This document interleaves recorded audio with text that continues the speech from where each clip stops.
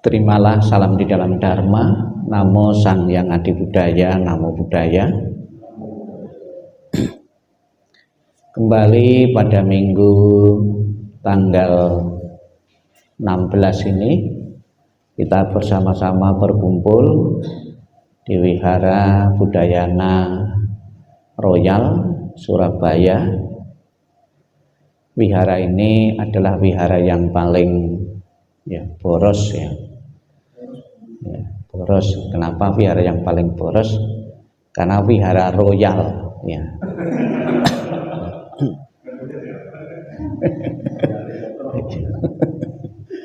Jadi dalam bahasa Jawa itu royal itu ya boros ya itu paling boros ya. Paling boros apa? Yang saya lihat saat ini paling boros tempat ya. Paling boros tempat ya. Namun tidak usah berkecil hati ya. Umat ribuan jutaan jumlahnya itu diawali dari 1-2 orang. Kita tahu bahwa Buddha itu dulu pertama kali mendapat murid itu cuma 2 saja ya. Upasaka upasika itu diawali dari 2. Nah, 2 itu seorang pedagang namanya Tapusa dan Balika ya. Kemudian setelah ketemu Tapusa dan Balika, ada umat lain lagi, Yasa dan keluarganya ya. Kalau biku yang pertama 5 jadi 60 jadi 1250 biku ya. Sampai sekarang mungkin ada 2 jutaan mungkin seluruh dunia ya. Kalau umat sekarang itu kurang lebih 400 sampai 500 juta ya penduduk dunia yang mengaku beragama Buddha. Paling banyak di Tiongkok kurang lebih ada 100 juta ya. Kalau di negara-negara Buddhis biasanya penduduknya di bawah 100 juta ya. Tapi kebanyakan ya di negara Buddhis itu mayoritas ya beragama Buddha ya. Silahkan yang baru datang belum terlambat ya. Yang penting pakai seragam ya kalau masuk sini ya. Pakai seragam dan Anda datang ke sini tidak keliru ya, tidak salah, karena pada hari ini ada ulang tahun beberapa organisasi sekaligus. Pasti Bapak Ibu nanti pulangnya kenyang sekali ya. Ya.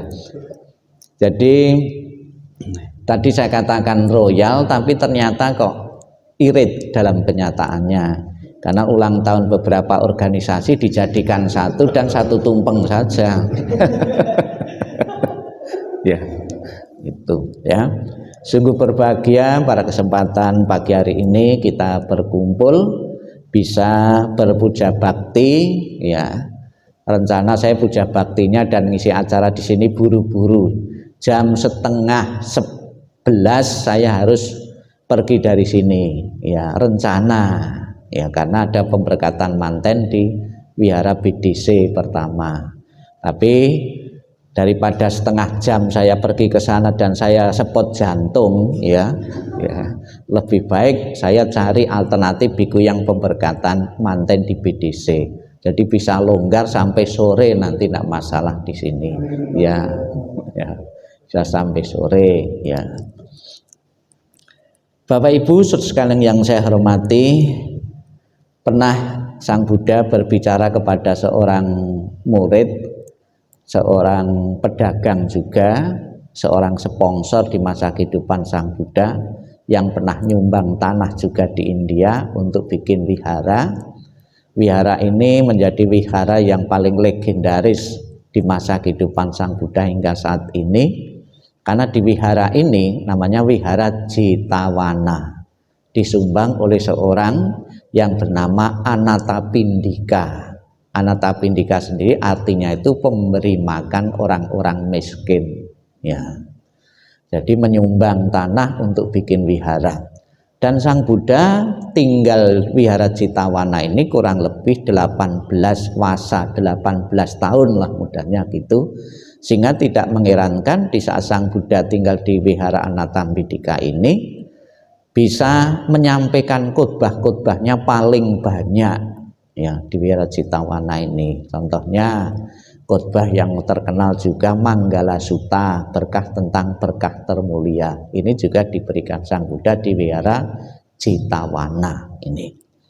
Ketika Sang Buddha bertemu dengan Anathapindika, Sang Buddha mengatakan bahwa kebanyakan orang itu mendambakan beberapa hal. Apa yang akan saya sebutkan kebanyakan orang ini pun juga pasti Bapak Ibu dan saya dambakan juga. Apa itu hal-hal yang sering kita dambakan setiap saat? Yang pertama, panjang usia. Ya, siapa yang mau rencana mau bunuh diri di sini? Tidak ada toh? Ya, kita mengharapkan panjang usia. Ya, sekalipun masalahnya berat, stres, ya, saya yakin orang itu akan takut mati. Kita mengharapkan panjang usia. Hari Jumat kemarin saya disuruh ngisi pembinaan di Panti Jompo. Ya, Panti Jompo ya, jangan keliru ya. Panti Jompo bukan panti pijat ya. Itu di Putat ya. Ada beberapa anggota di situ, ada 4 atau 5 itu. Sudah usia semua, kebanyakan cewek-cewek di situ. Ya, cewek itu tidak harus muda, ya sudah. Cewek tidak harus muda ya. Kurang lebih 60 ke atas. Di saat bincang-bincang di situ saya tanya, "Ibu kepengen umur berapa?" 100 gitu loh. 100 tahun kan gitu. Ya. Jadi kita pun juga mengharapkan ingin memperoleh usia panjang atau panjang umur. Itu yang pertama. Itu harapan wajar seseorang. Bahkan hewan dan binatang pun kalau kita buru-buru, kalau kita bunuh atau dijadikan korban pun ya, sekalipun dijanjikan langsung masuk surga misalnya kalau dibunuh gitu loh, kita tidak mau juga, tetap lebih enak di dunia ini. Kita menginginkan panjang umur di dunia ini, sekalipun ada janji-janji disambung di alam surga, di alam sana ya. Bapak Ibu mau buru-buru mati terus padahal di surga itu mungkin ribuan tahun umurnya tuh. Tapi tetap kita mengharapkan di dunia ini kita memiliki panjang umur. Yang pertama panjang umur. Yang kedua kita mendambakan kecantikan kalau wanita. Kalau yang laki-laki mungkin kebagusan atau kegantengan ya. Maka ada beberapa orang yang sekalipun sudah usia juga tetap membagusi, selalu di depan cermin terus ya. Lebih-lebih wanita juga kesana kemari apa bawaannya? Cermin juga toh. Karena kepingin tampil cantik, kepingin tampil sempurna ya itu. Kemudian yang ketiga mendambakan kebahagiaan ya. Tidak ada orang yang berkeinginan oh saya menderita, saya kepingin sengsara, kepingin bahagia. Yang keempat mendambakan kehormatan. Tidak ada yang kepingin dihina, dijelek-jelekan. Kemudian setelah kehidupan ini berakhir ya, Bapak Ibu berakhir, saya berakhir, setelah mati mendambakan kebahagiaan di alam surga, terlahir di alam surga. Sekalipun di surga itu lebih bahagia, lebih enak, semua tidak ingin buru-buru ke sana ya. Ada yang kepingin buru-buru, terserah, saya tak belakangan saja enggak masalah ya. Kalau yang tidak sabar silahkan, mau berangkat duluan tidak masalah ya gitu. Saya belakangan saja, asal jangan yang terakhir ya. Kalau terakhir yang ngurusin tidak ada lagi ya itu. Yang kita bahas ya Bapak Ibu saudara pada pagi ini, bagaimana kita bisa memperoleh panjang usia atau panjang umur ya. Yang pertama tadi ya, untuk ngetes ya, apa yang saya berikan ada 5 tadi ya. Apa? Ya. Oh, saya kira tunjuk jari ya gitu. Oh, ini apa? Ya, saya kira tunjuk jari. Saya ingin mendahului gitu. Ya. Itu. Jadi dalam beberapa kesempatan Sang Buddha pun memberikan resep-resep ya, cara atau kiat-kiat bagaimana seseorang bisa memperoleh umur yang panjang atau panjang usia. Ini resep ini dari Buddha, ya. Apa saja resep-resep atau beberapa riwayat-riwayat kehidupan Sang Buddha yang esensinya itu agar seseorang memperoleh umur yang panjang. Sebelum kita masuk ke situ, ya, ada beberapa mitos-mitos, ya, kepercayaan-kepercayaan di masyarakat tertentu yang bisa menyebabkan seseorang itu memperoleh umur yang panjang atau panjang usia. Ya, contohnya mitos ini juga ada di zaman Sang Buddha. Kalau orang bersin, ya, itu katanya bisa umur panjang. Ya, kalau bahasa Jawanya itu bukan bersin, wahing, ya, tahu wahing ya, jebres gitu kan gitu. Misalnya ada tetangga atau di dapur itu goreng yang menyengat itu, misalnya goreng lombok, ya, cabai, itu kita bersin. Itu ada yang sugestinya kalau bersin itu atau wahing itu bisa umur panjang. Di zaman Sang Buddha juga ada. Kemudian Sang Buddha sempat juga bertanya kepada salah satu umat di situ, Anda percaya? Sang Buddha mengatakan kalau bersin itu bisa menyebabkan umur panjang. Ternyata umat itu mengatakan tidak percaya, ya, tidak percaya. Tapi kan seolah-olah itu kan sudah jadi mitos umum kan gitu. Tidak percaya umat itu ketika ditanya Sang Buddha itu. Mungkin kalau yang bertanya bukan Sang Buddha mungkin percaya juga, ya. Kalau sesama umat gitu mungkin percaya juga, ya. Ya, itu bersin itu ada beberapa mitos. Kemudian yang kedua, mitos berikutnya adalah orang yang dikabarkan meninggal atau mati, ya, itu katanya akan panjang umur. Misalnya saja Anda salah satu, ya, tidak saya sebutkan nanti sungguhan, ya. Ya, misalnya Anda mati, dikabarkan, oh orang itu Pak A itu mati, gitu loh.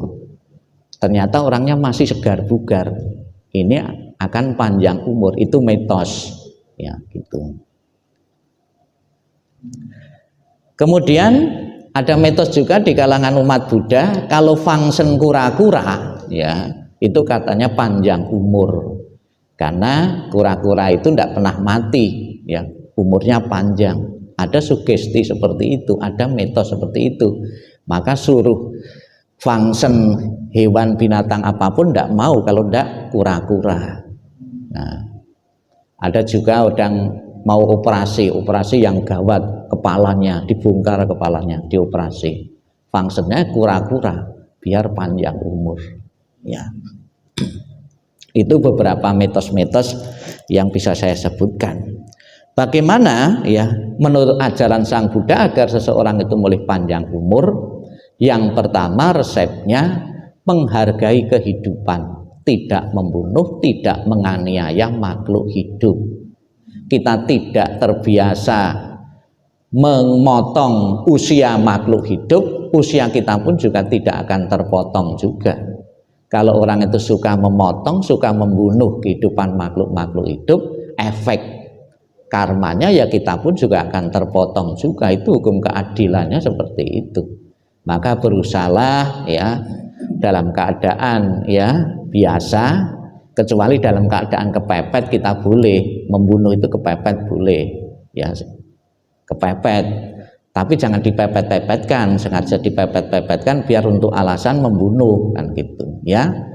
Kalau dalam keadaan kepepet karmanya itu kecil, ya, misalnya dalam rangka bela diri, kita mau dibunuh, sebelum kita dibunuh ya kita harus bela diri dulu juga, membela diri, karmanya kecil. Jadi menghargai, ya, tidak membunuh, tidak menyiksa makhluk-makhluk hidup, kita akan mempunyai usia yang panjang. Maka Bapak Ibu sekalian di wihara sudah dilatih, Bapak Ibu diajak untuk ikut acara fangsen, baik bisa hadir maupun tidak. Ada beberapa umat itu yang pesen, Bante kalau ada acara fangsen tolong dikabari.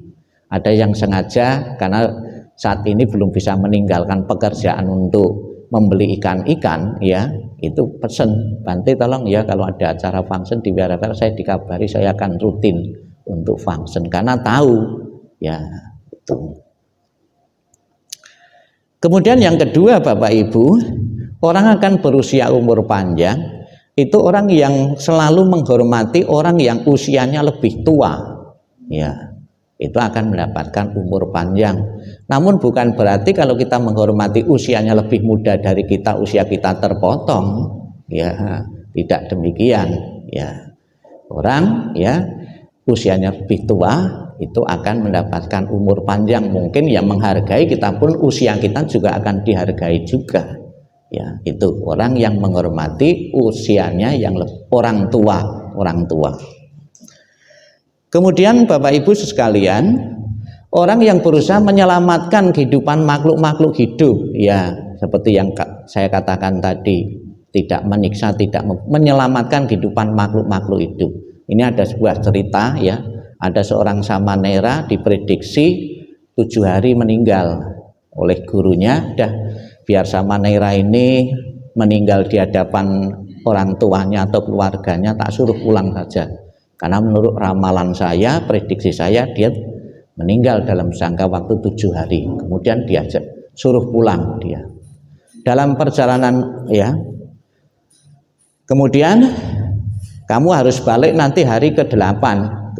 Setelah pulang hari ke-8 balik.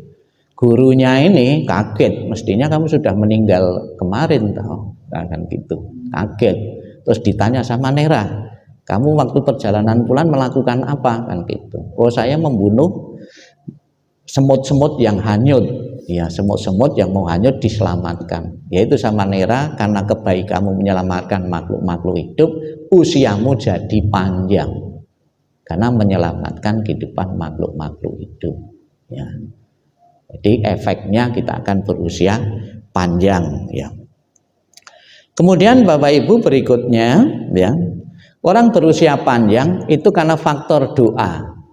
Loh, mungkin banyak orang yang belum tahu dalilnya, ya, kitab suci. Jadi ada seseorang, ini anak kecil, anak kecil ini dibawa ke peramal oleh orang tuanya.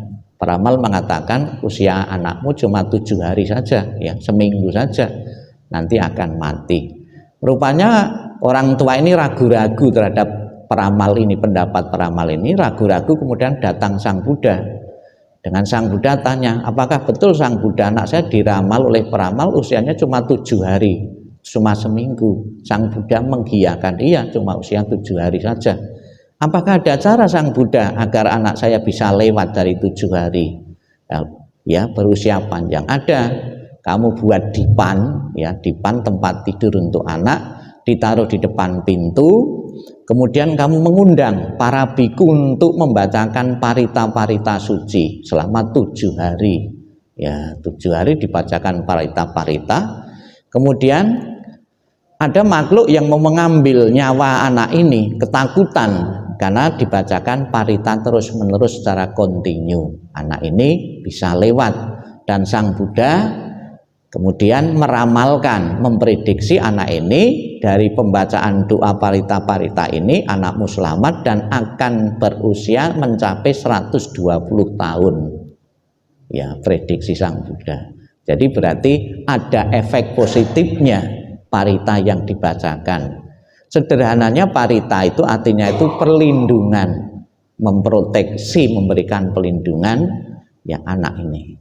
Ya, maka parita-parita suci pun sampai sekarang pun selalu dibacakan oleh umat Buddha. Maka jangan meremehkan, ada efek positif bagi kehidupan Bapak Ibu kalau Anda sekalian sering membaca kitab suci, ya.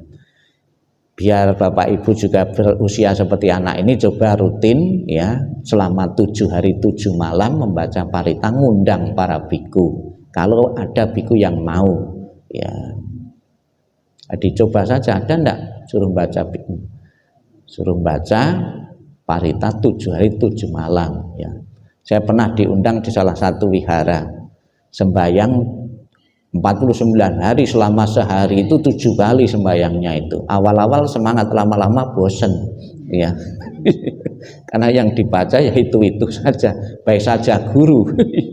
itu kan untuk umur panjang, untuk orang biar sembuh dari sakit juga. Pernah itu saya diundang gitu, lama-lama jenuh juga, bosen juga, ya, itu.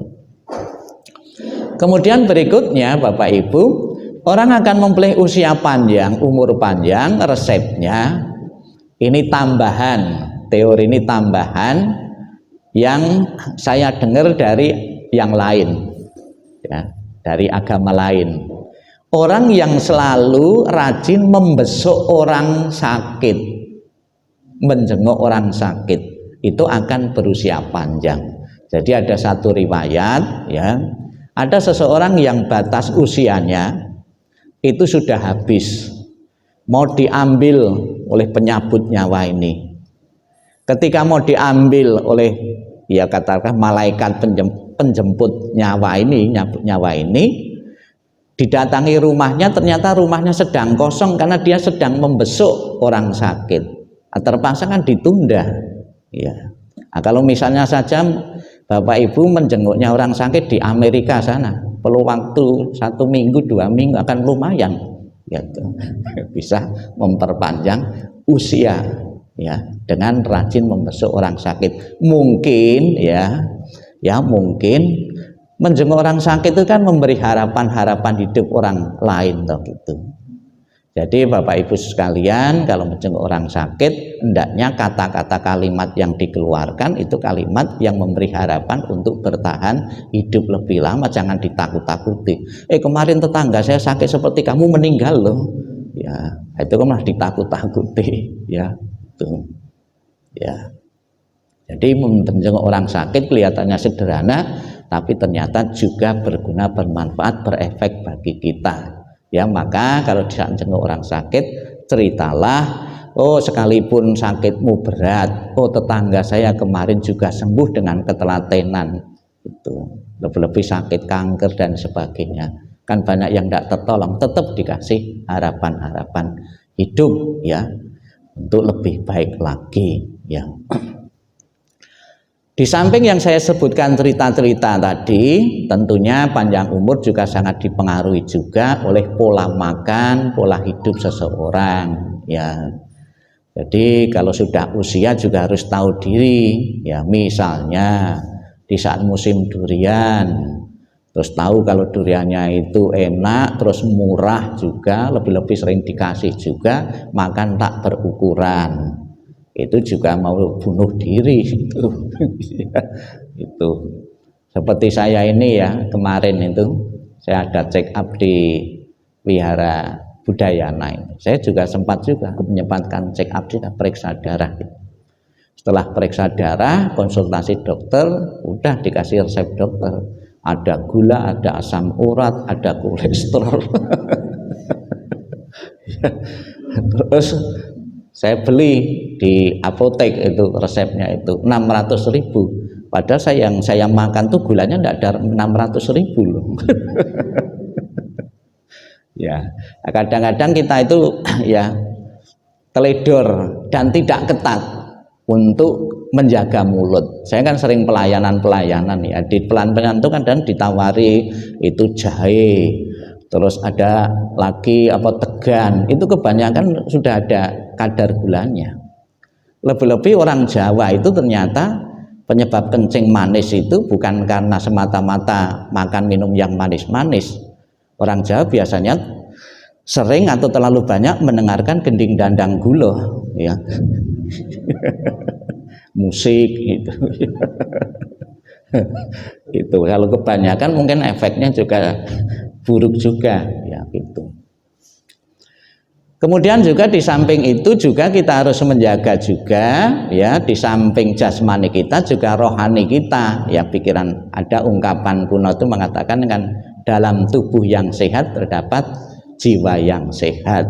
Kalau Buddha mengatakan boleh badanmu sakit tapi pikiranmu jangan sakit. Bagaimana agar badan kita sakit tapi pikiran tidak ikut sakit? Kalau cari rumah sakit jangan yang mahal-mahal. Ya, kalau cari obat juga jangan yang mahal-mahal, biar pikirannya tidak ikut sakit, ya. Mempengaruhi juga loh itu. Nah, coba sudah badannya sakit, terus obatnya juga mahal, pasti kedua-duanya ikut sakit juga, ya. Ya. Dan juga, ya, kadang-kadang kita itu juga selalu dapat gratisan itu juga tidak mendidik ya. Saya kapan hari itu ya beli obat gula, ternyata yang saya beli itu bikin mual-mual. Terus saya ngomong-ngomong dengan salah satu dokter ya beragama Buddha, saya diganti obatnya itu, ini ganti tak belikan obat ini ya, obat gula. Saya minum ternyata tidak bikin mual-mual. Tapi di saat makan ya, makan biasa gitu, kita terpikir obatnya gratis saja kok, lah makan saja. Tidak mendidik pikiran kita. Jadi sebaiknya biar cepat sembuh itu ya obatnya beli sendiri, keluar uang sendiri.